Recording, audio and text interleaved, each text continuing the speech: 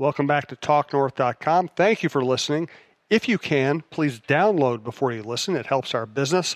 I'd also like to thank our producer, Brandon Morton, and let you know if you'd like to sponsor this program or any of the programs on the network, you can reach me at jsouhan47@gmail.com. talknorth.com is powered by Bite Squad. Go to bitesquad.com or download their app. Get food to your door in minutes. Use the promo code TALKNORTH to get your first delivery free. Talk North gets you your first delivery free.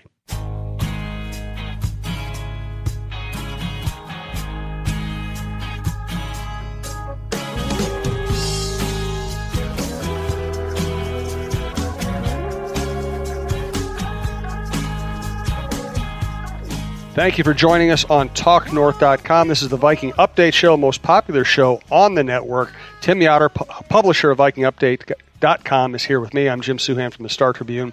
This podcast is powered by Bite Squad. Go to bitesquad.com or download their app. Use the promo code TALKNORTH, one word, TALKNORTH, to get your next delivery free. We are also hosted by Mississippi Pub. We'll be doing another live show at Mississippi Pub down there in Inver Grove Heights again here soon. Please pay attention to the shows and our social media for the next live show. We'd love to see you in person. And I'd like to thank our primary sponsor, WizKids, wizkids.tech. That's WHIZKIDS.tech, your technology ally located in downtown Minneapolis, another great Minnesota company that we do business with. What is going on with this defense?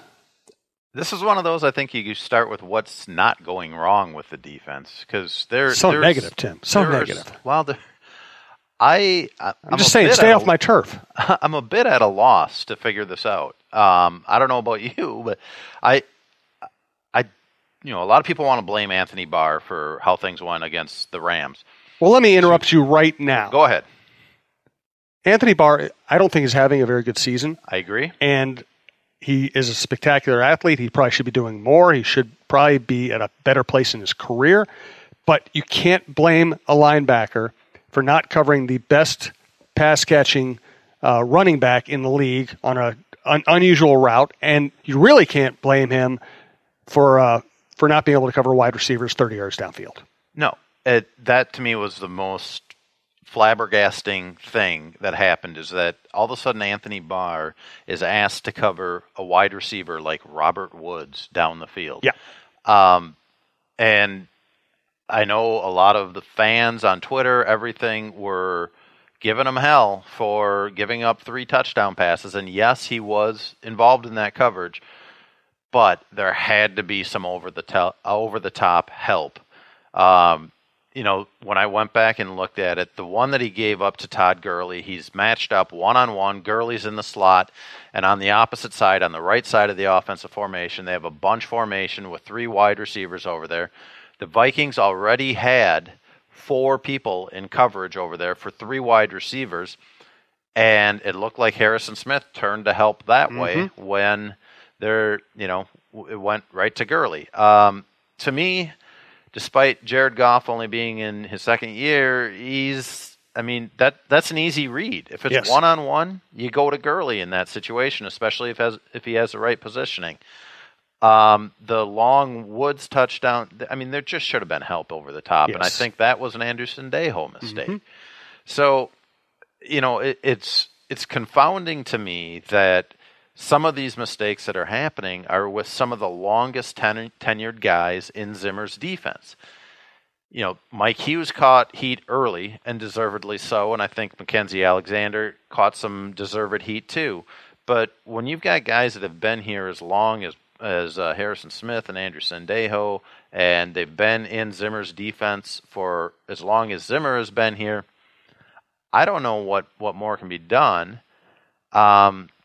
And I do tend to agree that if this continues to happen with smart players like that, like Harrison Smith, that Zimmer might be right. He might be overcoaching.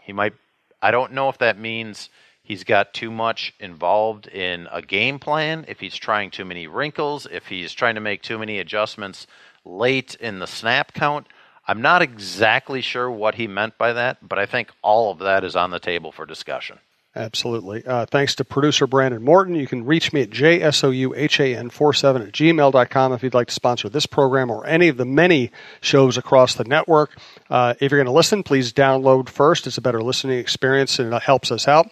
And again, the Bite Squad code is bitesquad.com, or download their app. Use the promo code TalkNorth to get your first delivery free. We'd really appreciate you doing that. You'll get a free delivery, and you'll be helping out our network as we continue to grow. Thanks to our many other long-term sponsors, Twill and the Dining Galleria, Scott Dayton Shop, which is the most pleasant shopping experience you're going to have in the Twin Cities. Fixology Repair, fixologyrepair.com, Mall of America, and third floor of Mall of America by Nordstrom, and just south of the Wells Fargo Center in downtown Minneapolis in the Skyway. And Tony Hoagland, your State Farm agent in Champlin, Hoaglund, who handles all of my insurance needs. Here's the interesting thing, Tim. You have Vikings are number one ranked in defense going into the playoffs. They shut down a very good Saints offense in the first half. Second half, Saints start moving the ball. Yep. Then you go up against another good offensive coach, Doug Peterson, who with a backup quarterback shreds the Vikings' number one defense. Then you come into the season, and the Vikings held down the 49ers in the opener, but the 49ers fumbled on the 1-yard line. Otherwise, it might have been a very interesting game. Yep. Then you have Aaron Rodgers on one leg, handles the Vikings defense fairly well. Then you have the Bills doing far more than we could have expected, and now you have maybe the best offensive coach and the best offensive team in the NFL just shredding the Vikings. So, it just looks like Zimmer is not counteracting offensive game plans very well right now, to be as general about it as we can. Yeah, and I think one thing that really has hurt this team is a lot of misdirections and motions before the snap. I think that this team, this is my opinion, that maybe they've gotten so confident in themselves that they are going with over-aggression, I guess is the best way to put it. Against the Bills, it was amazing to me how many times Josh Allen got out of the pocket, scrambled. That's another situation that we can talk about, which I think is a lack of pass rush discipline for this team. But once he got outside the pocket, you would see two guys commit to him to try to stop him as a running quarterback, and he was still a couple yards behind the line of scrimmage, and they left their coverage. I know there was an Eric Kendricks, and I think it was Mackenzie Alexander. So one of those guys should have been responsible for the guy in coverage, the other one for stopping Allen. But there, too, that has a lot to do with guys letting him out of the pocket to start with. Stephen Weatherly has come in for Everson Griffen, and I think he's done a fairly good job of rushing the passer, but he gets caught inside too often, and that's created running lanes. Against the Rams, it was a completely different thing. It wasn't Jared Goff out on the edges running, but it was a lot of the pre-snap motion, which should not have surprised the Vikings one bit, because that's what the Rams do. They send their wide receivers in motion. There's a possibility that they're going to hand it off on a jet sweep. There's a possibility that they're going to fake that, maybe go back to them on a wide receiver, like a wheel route for the wide receiver there. So I think that a lot of it has to do with being so aggressive that they want to stop everything for a loss, rather than making sure that you're covering your responsibilities. If you're a defensive end, make sure you're containing. If you are a linebacker, make sure that you're taking care of your coverage responsibilities before you come up to stop a running quarterback. Yeah, absolutely. Let's ask the question whether someone on the Vikings coaching staff might be able to help them out this week. First, we do want to thank our hosting sponsor, Mississippi Pub in Inver Grove Heights, 4455 66th Street East. Basically, you're going to get in that area, GPS it, and you're going to drive to the river. There's a marina there. There's an outdoor patio that we hope we still get to use a few more times this year, where they have music and shows like ours. They have all-you-can-eat fish fries. They have $6 burgers Monday through Friday, 11 to 2. Check out MississippiPub.com. Go to MississippiPub.com, and they can do private parties. Tim and I have had meals out there. We highly recommend their place. Their number is 651-455-4975 if you ever want to call and check out just what the scene is going to be on the patio. And their next all-you-can-eat fish fry is Friday, October 5th. So check that out as well, MississippiPub.com. Do you think John DeFilippo can help, or is that just one of those overrated NFL storylines? Sometimes I think it's overrated. In this case, I think he can help. Number one, the Vikings absolutely got shredded in that NFC Championship game. And I think one of the reasons that he was hired was because they felt like they could do that to other defenses, but also he could help Zimmer understand what was going on, what's the mentality, what did the Eagles see in the Vikings defense before that game that made them, think that they could have all that success.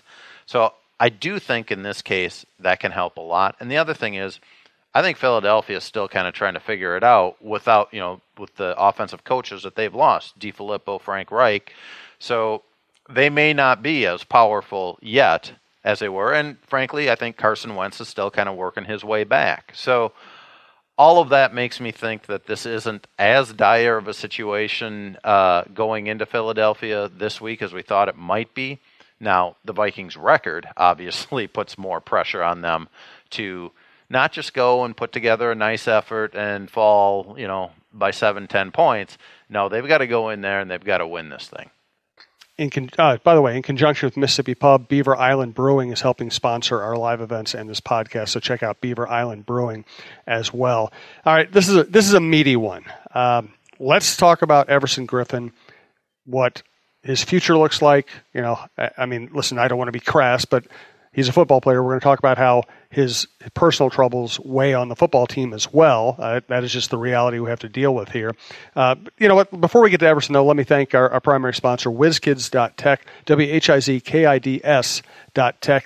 Let them be your chief technology ally. Hello, Minnesota sports fans. This is Michael Thanner, founder and CEO of WizKids. WizKids is a Minneapolis-based managed IT, hosted VoIP, and cloud services provider. Businesses today require fast response times, skilled support staff, clear communication, and technology recommendations that align with their business goals. At WizKids, we do this each and every day with our clients. When you call into our help desk for support or work with one of our higher-level engineers on a complex issue, you'll find our staff personable and ready to roll up their sleeves to help you solve your technology problems. Reach out to WizKids today to find out how we can help your business meet your technology goals. Visit us online at WizKids.tech. That's WizKids.tech. WizKids, make it happen. All right, so could or should anything different have happened along the way with Everson that might have helped him out?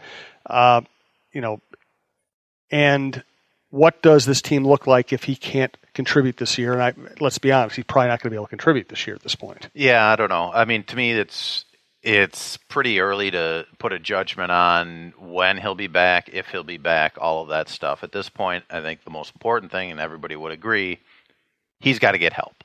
And a good positive first step that he is getting help. Could anybody have done anything different? Look, I look at it this way. In reading the full police report of everything that happened that Saturday before the Bills game, in the police report it said several times that they were asking the questions, is he a danger to himself or to others? And several people, including his wife, said they didn't think he was a danger to others. It's just he's acting erratically. So I don't think that the police or the team could have forced him to do anything. Now, the team did say, until you get help, you have to stay away from the facility. And that still didn't seem to make a difference, because I think a day or two after that, he still tried to show up and act as, basically, I think he was trying to act as if nothing had happened.